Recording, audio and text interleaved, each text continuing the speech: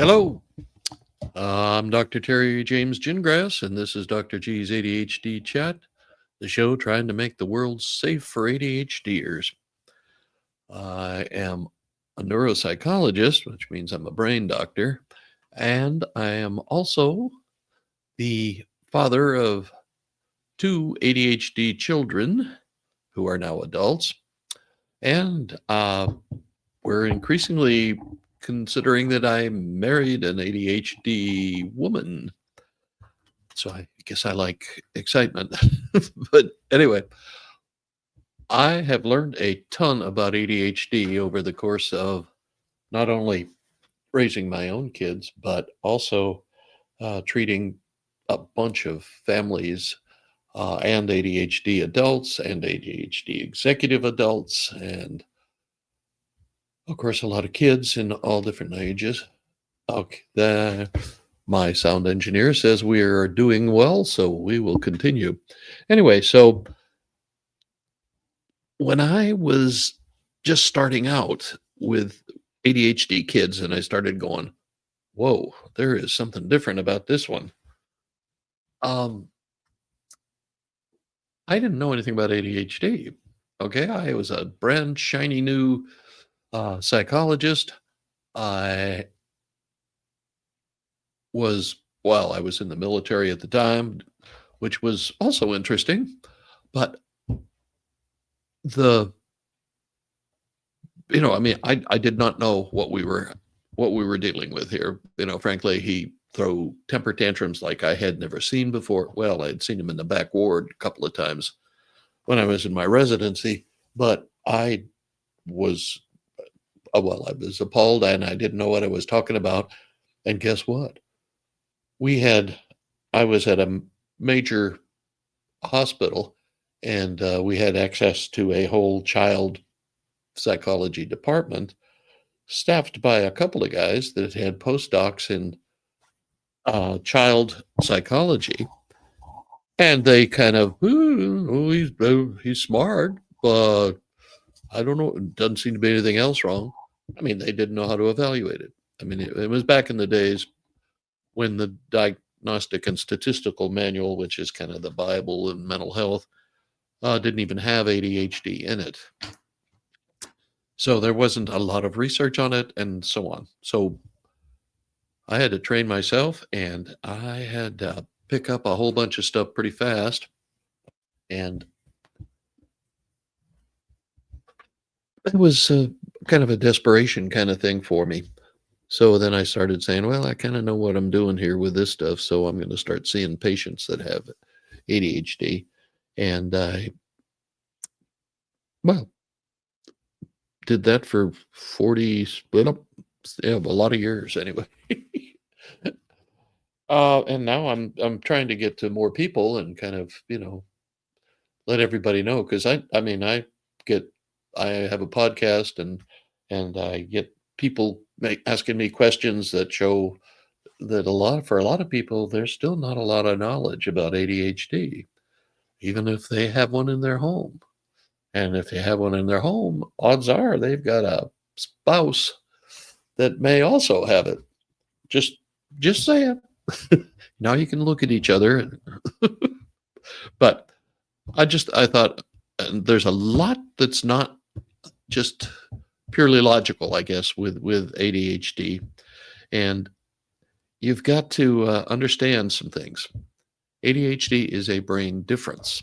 Okay. Their brain is a little different from neurotypical kids. I use that as a discrimination or a separation. Let's not discriminate. Okay.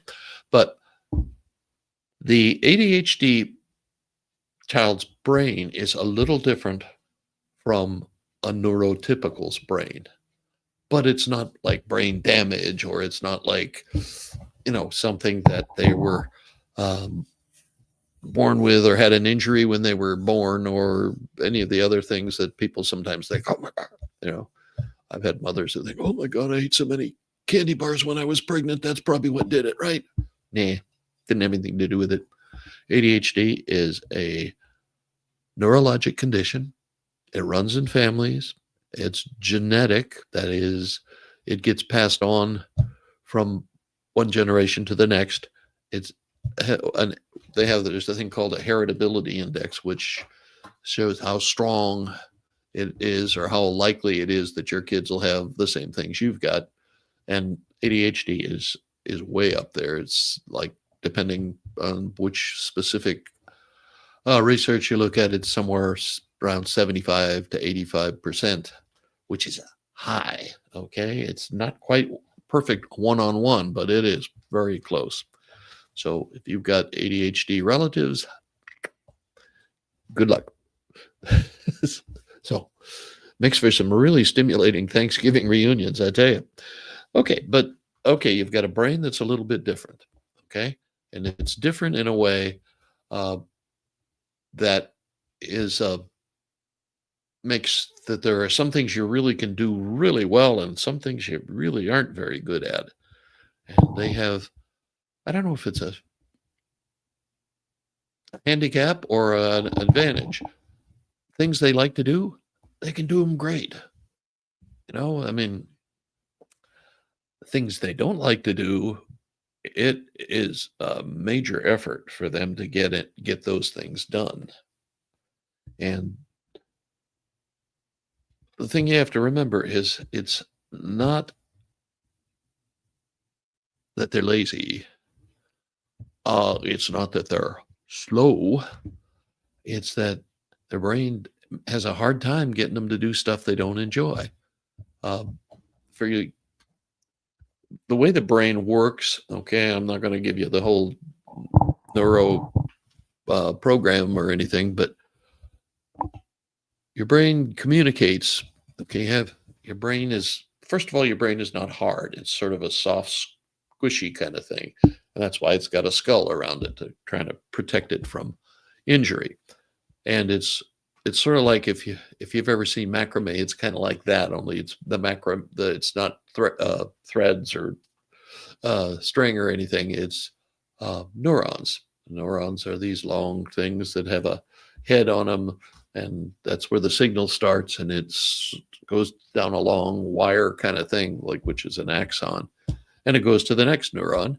And when that neuron, when the neuron that's sending the signal wants to communicate it to the next neuron, it secretes neuro stimulation stuff.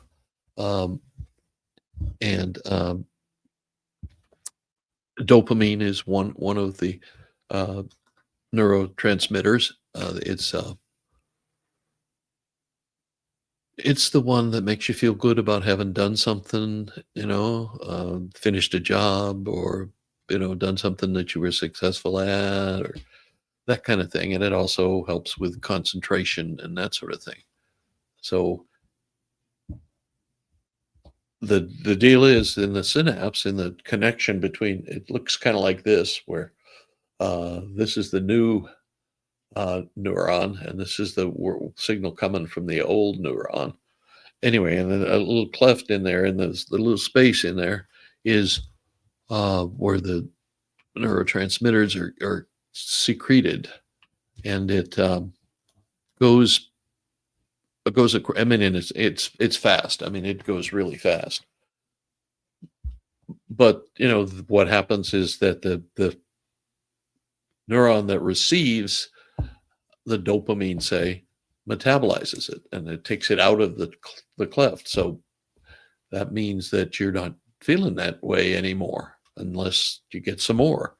And ADHDers, either they metabolize it fast or they don't make as much in the beginning. It's unclear at this stage of the game.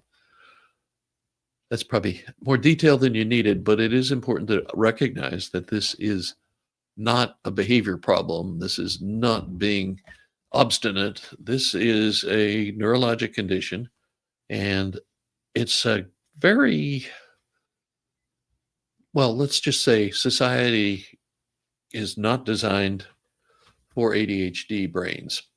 Okay, schools particularly are not designed that way. A few of them are. I mean, Montessori schools, and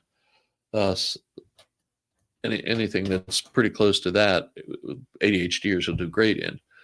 But when they are supposed to mostly sit still, not make any noise, don't disrupt anything, da da da da da, and do that for 6 hours or so a day, every day, then they're not really very good at that. And the other thing is they have to really make an effort to do something they don't like, something that irritates them or is, well, is just not very interesting to them, is mostly what it's about. But if they find something they like, whoa, I mean, they can go to town. And ADHDers tend to be, they're pretty creative generally. I'm pretty sure MacGyver, if you've ever watched that TV show, must have had a touch of ADHD. I know my son, you give him a couple of ballpoint pens and a couple of paper clips and a rubber band or two, and look out. You're not sure what you're going to get. He used to modify ballpoint pens so that they shot the cartridge. Just you click on it and the cartridge comes flying out. As far as I know, nobody was ever seriously injured with that, but it was, but that was just, they like to play around with stuff. And a lot of them become musicians or artists and that sort of thing. But there are an equal number that become accountants. And actually, some accountants have defended, man, that's interesting stuff, accounting. I don't know, but I just know for my little brain, that just was not something I was very interested in. But anyway, so you've got all this and you have to understand it, because that it's a neurologic condition. I mean, because if you treat it like it's a behavior problem, you're going to have all kinds of trouble. Okay. Punishment does not work terribly well with ADHD kids. Matter of fact, it usually makes things worse. ADHDers get a lot of criticism anyway, not just from the parents, but also from teachers and coaches, and sometimes from the neighbors, and sometimes from the other kids. They're a little different. And so, people react to that and don't like being around it sometimes. So they get, I think the average, there are a couple of research studies that have been done on this, and one says about 70 critical comments are received by an ADHD person daily. And by the time they are age 12, they have about 20,000 more critical comments than a neurotypical kid. That's a lot of negative. Okay. That's a bunch. So your job is a little tricky. Okay. Because you want to still teach them the rules and that sort of thing. But one of the things you have to do is recognize that you're a role model. You are the person that your child looks to know how things should be done. And what you do is 100 times more powerful than what you say. Okay. A lecture doesn't do a whole heck of a lot, honestly. And your behavior speaks tons more than anything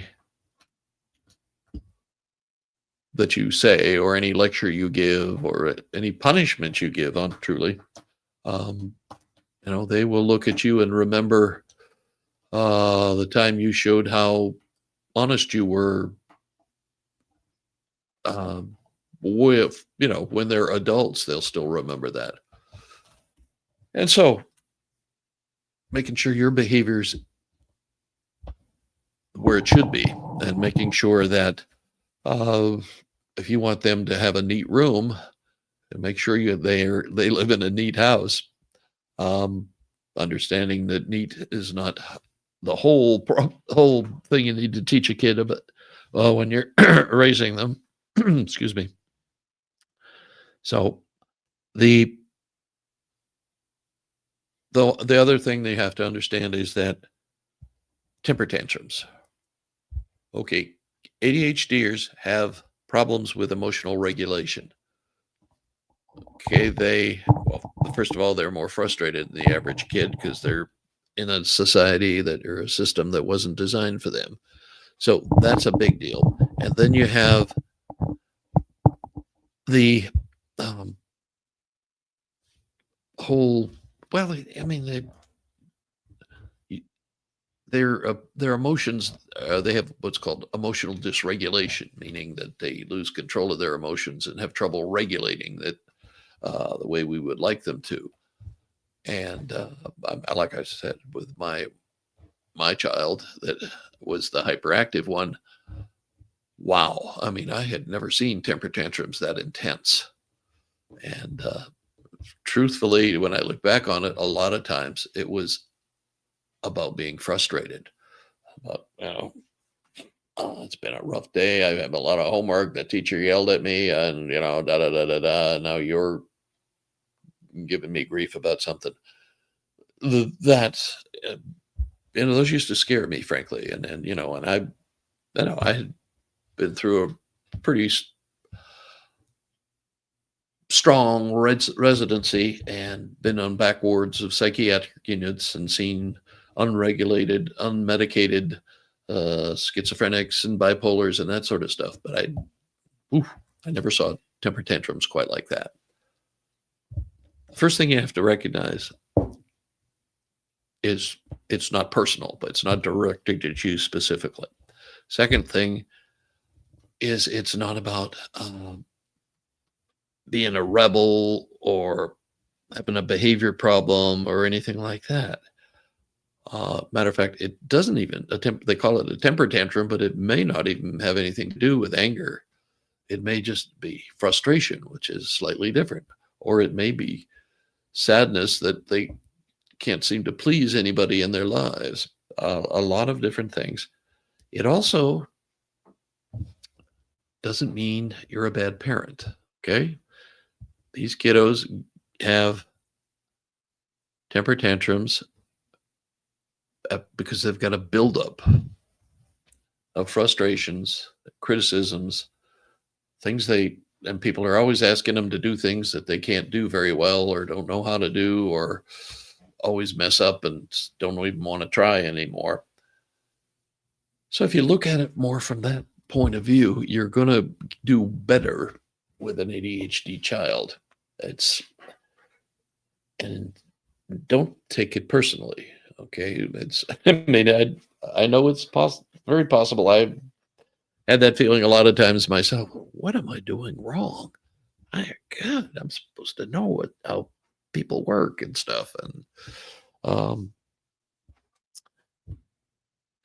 I was sometimes just amazed and appalled at what I was seeing. But anyway, it usually is temporary and it can go away as long as you remember that you don't want to add anything to it.